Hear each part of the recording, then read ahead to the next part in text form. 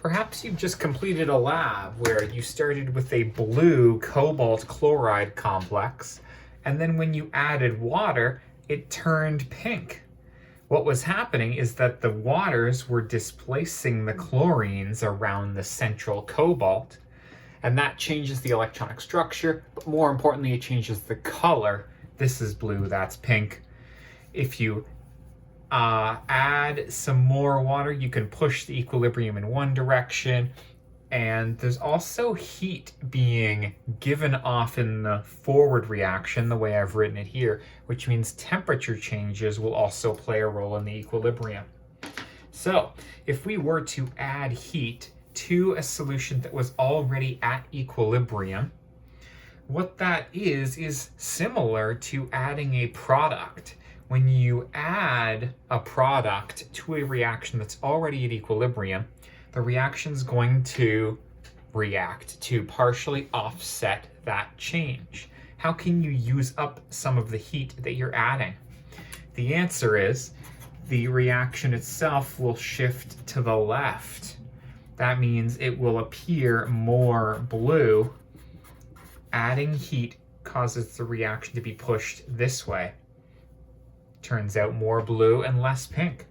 Now cooling it down is the opposite. Taking heat away means that it will need to be replaced to some extent by Le Chatelier's principle.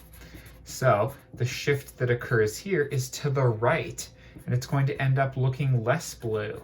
You could also say more pink, depending on which of these was actually the stronger color that you saw in your lab. Now, when you add water, water is listed as a reactant here, and this one is tricky. Water itself, as a liquid, isn't supposed to affect equilibrium because solids and liquids are ignored from equilibrium expressions. But because the waters are getting used up, and we have cobalt, hexa, aqua, whatever this is, adding water, I think, is going to cause a shift in the equilibrium. It'll push it away from where the water is. Adding a reactant means you can make a little bit more product, shifts to the right, which again is less blue or more pink.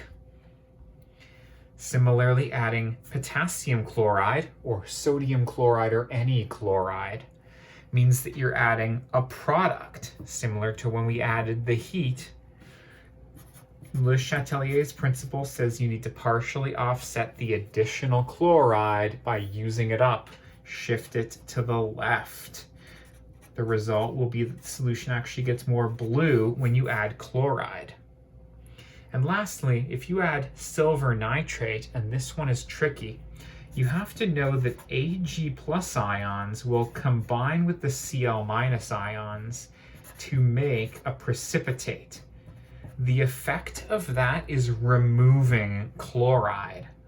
So it's actually the opposite of the one we just did, adding potassium chloride.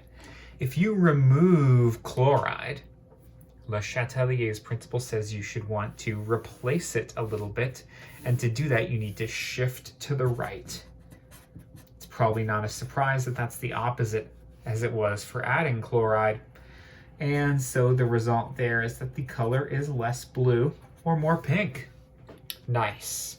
If you know what the balanced chemical equation is for the equilibrium, predicting what happens when changes are made is really just a matter of knowing Le Chatelier's principle.